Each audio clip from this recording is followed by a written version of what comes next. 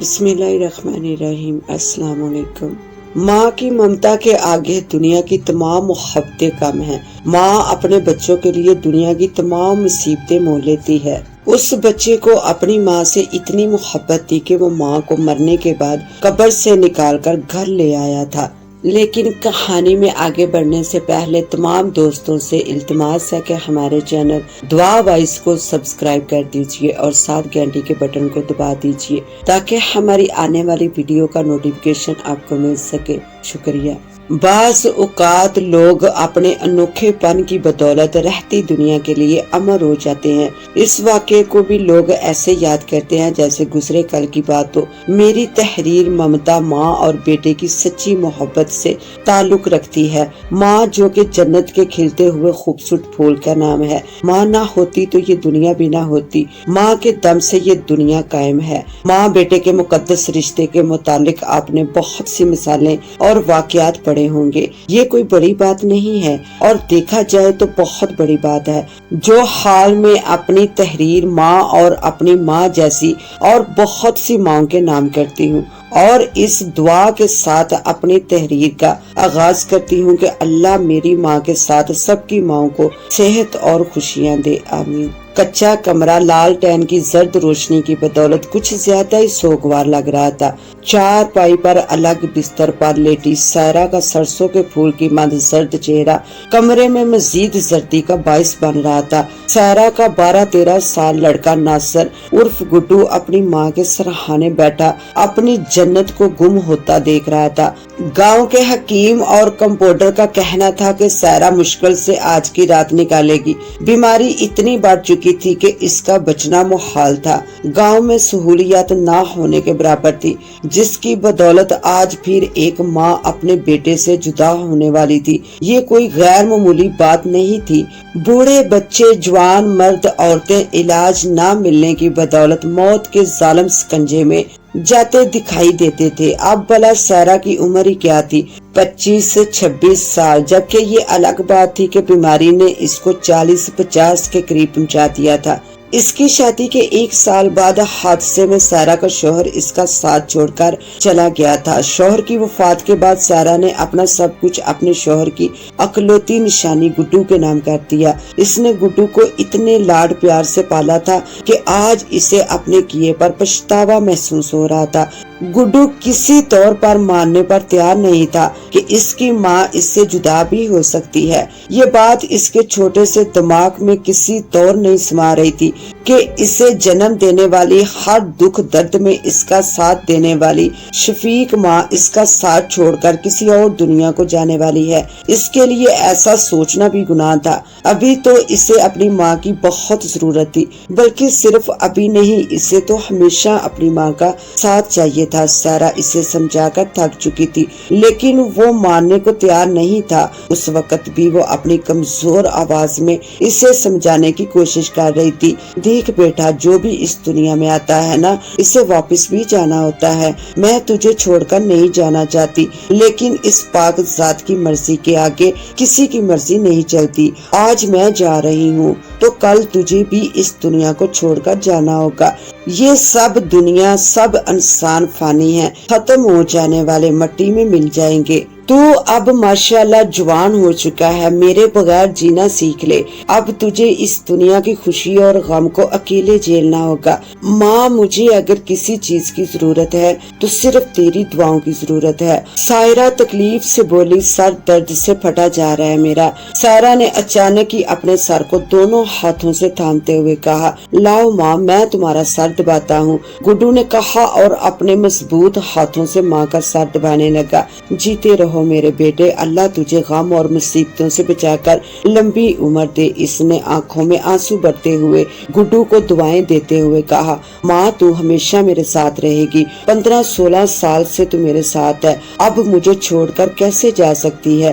میں تیرے بغیر بھلا کیسے رہوں گا؟ تجھے میرے ساتھ ہی رہنا رہنا ہوگا، اور اگر تو میرے ساتھ نہیں رہ سکتی تو پھر مجھے اپنے ساتھ لے چل، میں بھلا تیرے بغیر یہاں رہ کر کیا کروں گا۔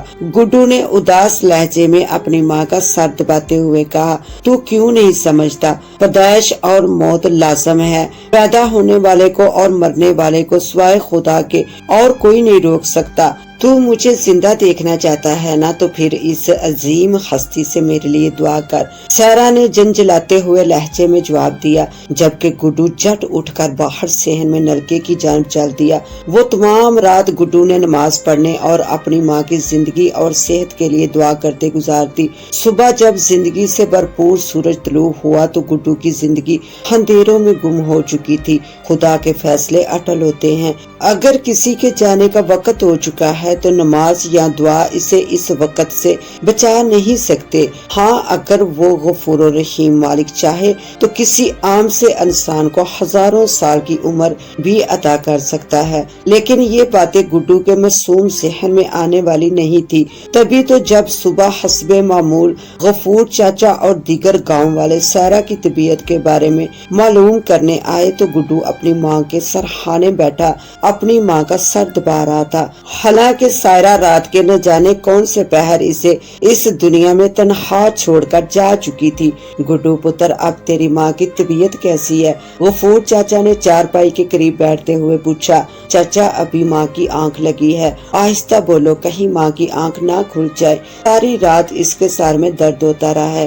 گڈو نے منہ پر انگلی رکھتے ہوئے چاچا غفور کو چپ کرنے کی تلقین کرتے ہوئے کہا، دینو مجھے گڑبڑ دکھائی دیتی ہے، تو بھاگ کر جا اور کمپاؤنڈر سلیم کو بلا لا، میرے خیال میں کل رات سارا کے لیے آخری رات ثابت ہوئی ہے، چاچا غفور نے گاؤں کے ایک نوجوان سے مخاطب ہوتے ہوئے کہا، اور وہ سر ہلاتا ہوا باہر کی جانب چل دیا۔ تھوڑی دیر بعد کمپاؤنڈر سلیم سارا کی موت کا اعلان کر چکا تھا، لیکن گڈو اب بھی اپنی ماں کی موت پر یقین کرنے کے لیے تیار نہیں تھا، بلکہ وہ تو اپنی ماں کی لاش کو ہاتھ بھی نہیں لگانے دے رہا تھا، بس ایک ہی بات بار بار دہرائے جا رہا تھا، تم سب باہر چلے جاؤ، میری ماں بہت میٹھی نیند سو رہی ہے۔ اب باری تھی گاؤں والوں کے پریشان ہونے کی، انہیں سمجھ نہیں آ رہی تھی کہ وہ کس طرح گڈو کو سمجھائیں کہ اس کی ماں کے جسم سے روح پرواز کر چکی ہے اور یہ مٹی کا جسم بیکار ہو چکا ہے، اسے مٹی میں مل جانا چاہیے، لیکن گڈو اپنی ماں کے جسم سے دور ہونے کے لیے بالکل تیار نہیں تھا۔ آخر کار مجبور ہو کر تمام گاؤں والوں نے گڈو کو مل کر ایک کمرے میں بند کر دیا اور سارا کی میت کے خفن دفن کا انتظام کرنے کے بعد اسے دفن کر دیا۔ خفن دفن سے فارغ ہونے کے بعد شام کو جب وہ گاؤں واپس آئے تو گڈو گاؤں کی عورتوں کے لیے پریشانی کا باعث بنا ہوا تھا، وہ کسی طور پر بھی گاؤں کی عورتوں کے قابو نہیں آ رہا تھا، نہ جانے کس طرح اس نے کمرے کا دروازہ کھول لیا تھا اور اب تمام گھر میں اپنی ماں کو تلاش کرتا پھر رہا تھا۔ معاملہ آپے سے باہر ہوتے دیکھ کر چاچا غفور نے اسے ساتھ لیا اور قبرستان کی جانب چل پڑا۔ سائرہ کی قبر کے پاس پہنچ کر انہوں نے گڈو سے مخاطب ہوتے ہوئے کہا، یہ تمہاری ماں کی آخری آرام گاہ ہے، تم فاتحہ پڑھنے کے علاوہ اپنی ماں کے لیے مغفرت کی دعا کرو۔ چاچا غفور نے اسے کندھے سے پکڑ کر قبر کے پاس بٹھاتے ہوئے کہا اور گڈو روتے ہوئے فاتحہ پڑھنے لگا۔ گاؤں اندھیرے میں ڈوبا ہوا تھا، یہی کوئی 11 بجے کا وقت ہوگا۔ گاؤں کے کتوں نے آسمان سر پر اٹھایا ہوا تھا، اندھیرے کی پرواہ نہ کرتے ہوئے ایک سایہ بوجھل قدموں سے اپنی منزل کی جانب روا تھا، اس کے قدموں سے اندازہ ہوتا تھا جیسے وہ اپنے کندھوں پر بوجھ اٹھائے ہوئے ہو۔ یہ گڈو تھا جو بوجھل قدموں سے اپنے گھر کی طرف روا دوا تھا۔ آج اس کی ماں کو فوت ہوئے 2-3 دن گزر چکے تھے، یہ 2-3 دن اس نے کس طرح گزارے یہ وہی جانتا تھا، لیکن مجبور تھا۔ گاؤں کی 3-4 عورتوں نے تنہائی محسوس نہ ہونے دی، اس لیے گڈو کے پاس سونا شروع کر دیا تھا، لیکن گڈو نے لڑ جھگڑ کر انہیں آخر کار اپنے گھر سے نکال ہی دیا اور وہ عورتیں اسے اس کے حال پر چھوڑ کر برا بھلا کہتی ہوئی اپنے گھروں کی طرف چل دی۔ بہرحال گھر کے سامنے پہنچنے کے بعد گڈو نے دروازہ کھولا اور اندر داخل ہو گیا۔ کمرے میں پہنچ کر اس نے لالٹین روشن کی اور اپنے کندھوں پر لادے بوجھ کو زمین پر ڈال دیا۔ خفن میں لپٹی وہ لاش کسی عورت کی معلوم پڑتی تھی، اس نے خفن اتارنا شروع کر دیا۔ کچھ دیر بعد وہ چارپائی پر بیٹھا زندگی سے محروم اس وجود سے مخاطب تھا۔ ماں، تم اور میں کبھی جدا نہیں ہو سکتے، تمہارے بغیر یہ گھر مجھے کاٹ کھانے کو دوڑتا ہے، تم یہی میرے پاس رہو گی، میں تمہیں روزانہ غسل دوں گا، کپڑے بدلوں گا، دوائی وغیرہ کا انتظام کروں گا اور تمہارا سر دبایا کروں گا، تمہیں کوئی غم نہیں دوں گا، ہمیشہ خوش رکھوں گا، بس تم میرے پاس رہنا ورنہ میں تنہائی میں مر جاؤں گا۔ گاؤں والے حیران تھے۔ گڈو نے اب اپنے گھر سے نکلنا بند کر دیا تھا۔ گاؤں والے اب اسے کھانا دینے جاتے تھے تو وہ باہر سے ہی کھانے کی ٹرے لے کر کوئی بات کیے بغیر دروازہ بند کر دیتا تھا۔ گاؤں والوں کو کیا معلوم کہ وہ دن رات اپنی ماں کی خدمت کرنے میں لگا رہتا تھا۔ تمام دن وہ اس کے ساتھ بات چیت کرتا رہتا تھا، لیکن اسے اس بات کی سمجھ نہیں آتی تھی کہ اتنی دیکھ بھال کے باوجود اس کی ماں کا جسم گلنے سڑنے کیوں لگا تھا۔ وہ گلتے سڑتے جسم کی بو دور کرنے کے لیے اسے عطر لگاتا تھا۔ فارغ اوقات میں سر دبانے کے علاوہ اپنی ماں کو ہیر گا کے سناتا تھا۔ اسے معلوم نہیں تھا کہ یہ سب باتیں فضول تھی، اس کی ماں کو ان چیزوں کی ضرورت نہیں رہی تھی، لیکن وہ ہر حال میں اپنی ماں کی خدمت کرنا چاہتا تھا اور گاؤں والوں سے اپنی ماں کے جسم کو چھپانا چاہتا تھا۔ لیکن آخر کب تک؟ ایک ہفتے کے بعد یہ خبر تمام گاؤں میں پھیل چکی تھی کہ سیرا کی لاش گھر میں موجود ہے اور گڈو اسے ہاتھ بھی نہیں لگانے دیتا۔ یہ خبر غفور چاچا کی بدولت منظر عام پر آئی تھی۔ 3-4 دنوں سے انہیں گڈو کے گھر کے ارد گرد سے کسی چیز کے گلنے سڑنے کی گندی بو کا احساس ہو رہا تھا۔ چنانچہ ایک دن جب گڈو نے کھانے کی ٹرے لینے کے لیے دروازہ کھولا تو غفور چاچا اسے دھکیلتے ہوئے گھر میں داخل ہو گئے۔ جس کمرے میں گلی سڑی لاش موجود تھی اس سے بدبو کے بھبکے اٹھ رہے تھے۔ گڈو پتر، یہ سب کیا ہے؟ چاچا نے حیرانگی کے عالم میں اس سے پوچھا۔ میں اپنی ماں کو واپس لے آیا ہوں۔ تم نے اور گاؤں والوں نے پوری کوشش کی تھی مجھے اور ماں کو جدا کرنے کی، لیکن یہ ناممکن ہے۔ ماں سے دور رہ کر میں زندہ نہیں رہ سکتا، اس لیے رات کے اندھیرے میں اسے اٹھا کر واپس لے آیا۔ گڈو نے جواب دیا، او بدبخت، یہ تو نے کیا کیا؟ پتہ ہے تیرا یہ پیار اس کے گلے کا پھندا بھی بن سکتا ہے۔ میں ابھی گاؤں والوں کو بلاتا ہوں، اسے جتنی جلدی دوبارہ دفن کر دیا جائے اتنا ہی بہتر ہوگا۔ چچا غفور نے پریشان لہجے میں جواب دیا اور باہر کی جانب چل دیا، جبکہ گڈو نے جلدی سے دروازہ بند کر کے اسے اندر سے کنڈی لگا دی۔ تھوڑی دیر بعد تمام گاؤں والے گڈو کے گھر کے دروازے کے سامنے موجود دروازہ دڑا دڑ بجا رہے تھے، لیکن گڈو نے دروازہ کھولنے کی بجائے گھر میں موجود فرنیچر اور دوسرا سامان دروازے کے آگے لگانا شروع کر دیا۔ چچا غفور کہہ رہے تھے، او بدبخت، دروازہ کھول ورنہ ہم دروازہ توڑ ڈالیں گے، لیکن گڈو جواب دینے کی بجائے اپنے کام میں مصروف تھا۔ جبار، تنویر اور دین محمد، دروازہ توڑ ڈالو، معاملہ حد سے باہر ہوتا جا رہا ہے، چچا غفور نے گاؤں کے نوجوانوں سے مخاطب ہوتے ہوئے کہا اور تینوں سر ہلاتے ہوئے دروازے پر ٹوٹ پڑے۔ دروازے کے سامنے موجود فرنیچر کچھ تاخیر کا باعث ضرور بنا، لیکن بہرحال کوشش کرنے کے باعث آخر کار وہ تینوں دروازہ توڑنے میں کامیاب ہو ہی گئے۔ لیکن صحن کا دروازہ توڑنے کے بعد ان تینوں نوجوانوں کو کمرے کا دروازہ بھی توڑنا پڑا، کیونکہ گڈو نے کمرے میں داخل ہو کر دروازہ اندر سے بند کر لیا تھا۔ آدھے گھنٹے کے بعد دونوں دروازے ٹوٹ چکے تھے اور اس وقت کمرے میں افراتفری کا عالم دکھائی دے رہا تھا۔